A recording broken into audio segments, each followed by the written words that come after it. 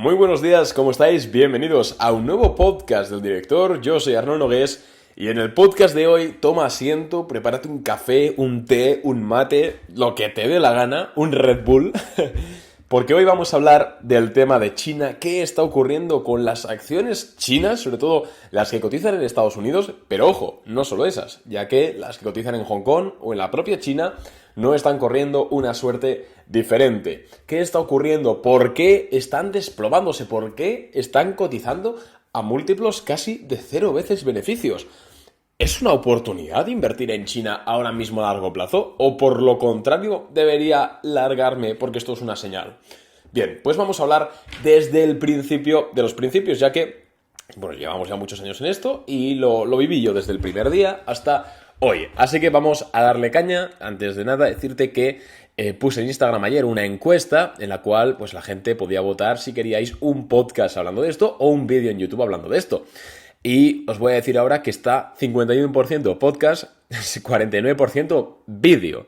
Y hay más de 3.000 y pico votos. O sea que está muy reñida la cosa. Así que no descarto hacer tampoco un vídeo en YouTube para que lo podáis ver también con algunos gráficos, alguna, digamos, un apoyo gráfico, pero ya para mañana o pasado mañana porque requiere más tiempo, requiere editar, etc. Así que si no estás suscrito al canal de YouTube, buscas en YouTube Arnaud Nogués y te salgo por ahí.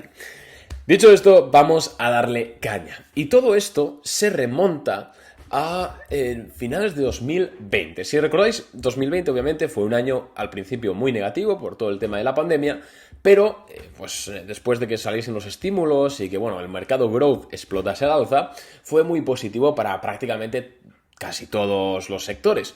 Entre ellos, las acciones chinas. Y es que había muchas acciones chinas de mucho valor, por ejemplo, Alibaba, NIO, Pinduoduo, no se me ocurren ahora más, Baidu, muchas acciones que, oye, pues que más da que sean chinas, brasileñas o mexicanas. Al final, si son buenas empresas, pues hacían las cosas bien y otorgaban bastante buen rendimiento a los accionistas. Sin embargo, y esta historia de China no se puede entender sin mirar el gráfico de Alibaba, en aproximadamente finales de octubre de 2020, ahora prácticamente 2 años, tenemos una noticia. Y la noticia es que se suspende la IPO de Ant Group de Alibaba. Ant Group era una fintech, una empresa perteneciente a Alibaba, dentro de Alibaba, ¿no? Pues de servicios financieros, que iba a salir a bolsa, ¿vale? IPO es Initial Offering... ahora no...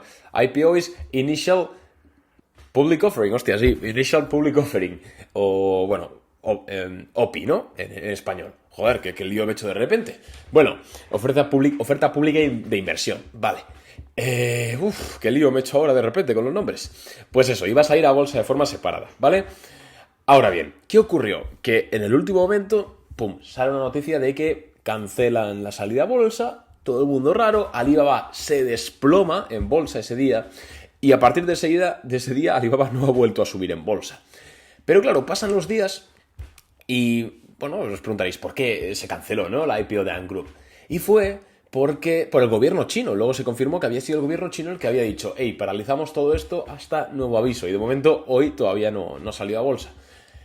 ¿Y por qué lo paralizaron? Pues porque hacía unos meses antes Jack Ma, el fundador, o al menos se rumorea esto, obviamente, al final China es un país muy opaco, no hay nada que se sepa oficialmente que no quieran que se sepa ellos, pero se ve que Jack Ma unos meses antes había estado dando discursos no pro libertad, pero sí un poco anti lo que representa el Partido Comunista Chino y la estructura de China, y esto obviamente a Xi Jinping, el presidente, no le gustó nada. Entonces se rumorea, se piensa, y yo la verdad es que tiene bastante sentido, que fue por esto que el gobierno chino boicoteó, entre comillas, a Alibaba, a Jack Ma, por esto. Además, el tío desapareció unos días, luego volvió a aparecer. Bueno, una cosa rarísima. Entonces la cosa sigue, ¿vale? Y llegamos más o menos a verano de 2021.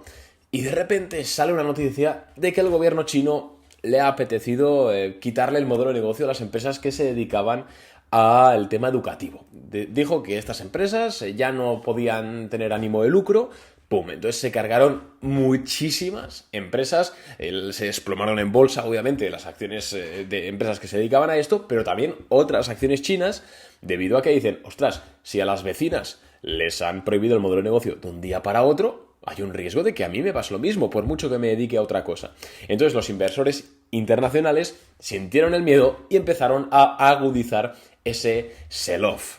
Otro episodio que agudizó toda esta tensión fue la salida a bolsa en 2021, como decíamos en verano, de Didi Global. Seguramente si estabais invirtiendo en bolsa por aquel entonces o estabais en el mundillo, os sonará el nombre porque fue súper resonado, que era una empresa, que es una empresa de temas de movilidad y tecnología súper interesante, que pintaba súper bien y muchos inversores querían invertir en ella porque, bueno, pues es una empresa muy buena, vamos a decirlo así, de forma resumida. Sin embargo, el gobierno chino se entrepuso entre medias, amenazando con deslistarla, con volverla a listar, con capar el modelo, bueno, un montón, digamos, de temas regulatorios que terminaron haciendo que Didi se desplomase desde los $18 que salió en la IPO hasta menos de $1 de hoy en día.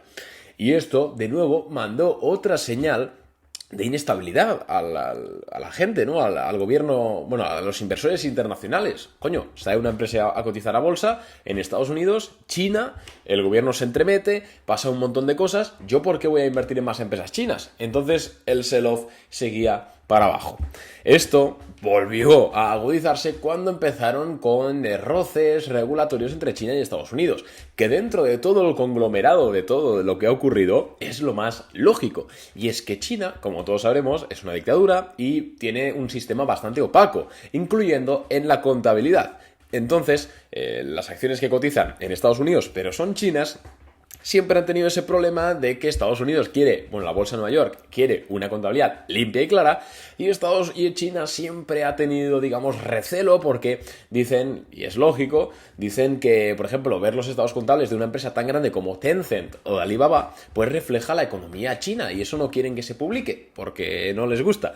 Entonces siempre ha habido como recelo. Entonces en el último año y medio las tensiones se han elevado muchísimo porque los reguladores chinos y americanos no se ponían de acuerdo, los americanos amenazando con deslistar a las acciones chinas, los reguladores chinos al principio haciendo oídos sordos, luego como veían que iba en serio, accedían a auditorías un poco más intensas y ahí se ha quedado un poco la cosa, pero esto, de nuevo, sumado a todo lo anterior, ha seguido haciendo que, ¡pum!, las acciones chinas se vayan al carajo. Si a eso le sumamos las políticas cero COVID de China, que básicamente es que como aquí cuando estuvimos en el confinamiento, que se para la economía en seco el tiempo que haga falta porque hay un brote de COVID. El problema es que lo han hecho muchas veces. De hecho, ahora mismo están, creo que, partes de China en otro confinamiento, lo cual destruye la economía, destruye muchas empresas y los beneficios de empresas cotizadas. Y, de nuevo, los inversores pues venden porque no quiere una empresa que esté operando en un país que, de repente, la semana que viene puedan estar 2 meses sin operar. Pues esto no lo quiere, entonces siguen los sell-off.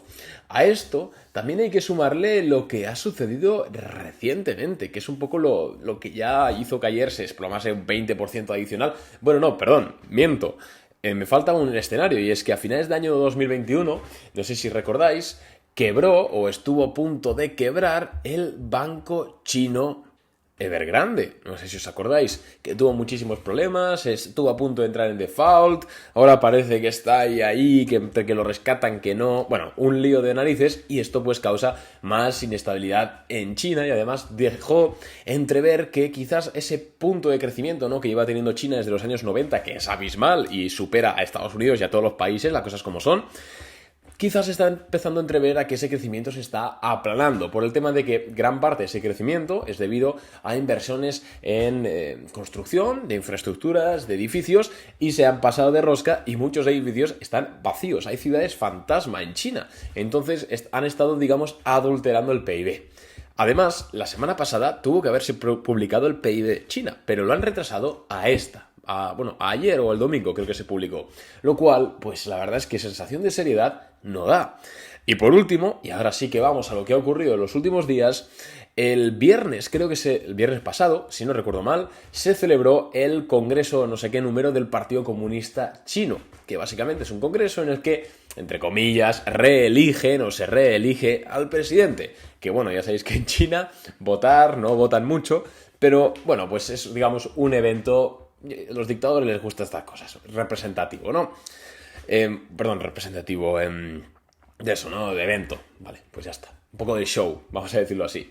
Y en él, primero, dos cosas. Primero, en riguroso directo, parece ser que se llevaron al expresidente de China. Lo podéis ver el vídeo, el tío se resiste un poco dentro de lo que es alguien chino y alguien que ya sé que son muy educados, ¿no? Los asiáticos, pero se medio resiste, lo sacan de ahí y parece ser que en China han borrado todos los resultados de este tío en Internet, porque Google en China no hay, en Internet. Entonces, de alguna u otra forma, ha eliminado, entre comillas, a su predecesor para mandar un mensaje de hey, soy un tío serio, no sé qué. Eso, por supuesto, a nivel económico, no da muy buena espina.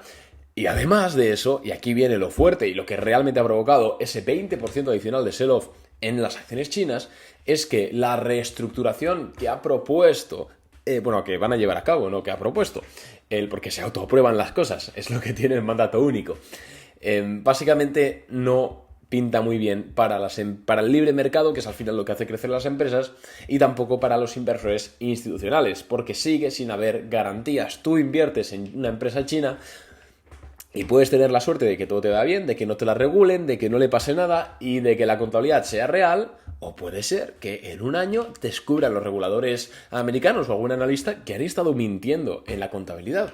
Y si ya se puede mentir en contabilidades como en Estados Unidos o en Europa, el caso de GoWex, aquí en España, muy, muy, muy famoso, y eso que son regulaciones en teoría fuertes. Imagínate en China, que te pueden decir lo que quieras y te lo tienes que creer, porque ahí no vas a entrar tú a comprobarlo, y eso te lo digo yo. Entonces todo esto convierte a China en un país muy complicado para invertir. Es una cagada por su parte, porque están quitando la inversión internacional, que es lo mejor para cualquier país para crecer, ya desde su punto de vista. No sé qué tienen en la cabeza realmente. Y bueno, pues en el mercado de valores es un vivo ejemplo. A mínimos de 2009, las acciones de China, el Hang Seng, el índice y varios más, pues a mínimos de hace más de 10 años.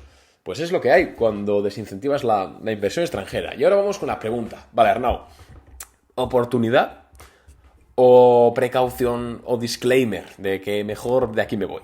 Pues bajo mi punto de vista, obviamente depende de qué empresa estemos hablando, pero la recomendación más general que puedo hacer, mi opinión, ¿no? Que ya sabéis que esto no son ni recomendaciones ni de compra ni de venta. Para el 90% de la gente diría, sal de ahí, no inviertas en China, oye, hay un coste de oportunidad muy grande, y ¿para qué invertir en Alibaba? Que sí, que está muy barata, pero a ver, puedes invertir en Google, que está barata, y que además es una empresa seria, grande y en un país, ostras, con una regulación interesante, que no es bananera, que no es seria, que es Estados Unidos. O otras acciones como Adobe, o la propia invertiría antes en Meta, o en cualquier acción americana, antes que en China. Para el 90% de la gente. Para ese 10% de la gente que hacéis operaciones locas, que compráis opciones justo antes de expirar y que especuláis muchísimo y con muchísimo riesgo, en China es cierto que existe una pequeña probabilidad de ganar mucho dinero porque están cotizando muy baratas las empresas.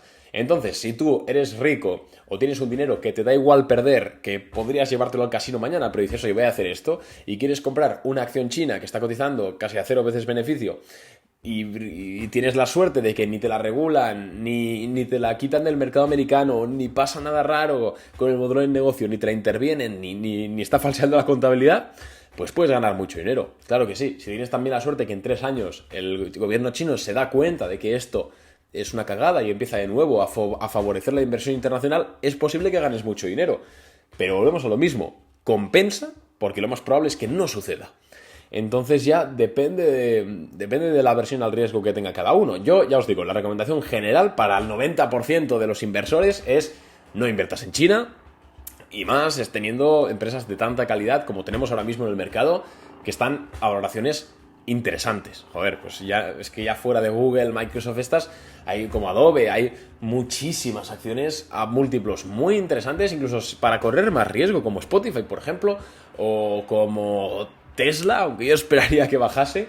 Quiero decir, creo que no merece la pena invertir dinero en un país que claramente está tomando día a día acciones para que no inviertan los extranjeros dinero ahí.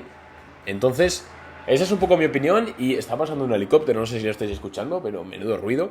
Esa es mi opinión, ese es un poco el resumen de lo que ha sucedido en China y un poquito el what to do, ¿no? El qué hacer. Espero que os haya gustado el podcast. Si ha sido así, recuerda que puedes valorarlo con 5 estrellitas en Spotify o en Apple Podcast. Y nada más, no tengo nada más que comentar. Un abrazo y muchas gracias por estar ahí, chicos. Chao.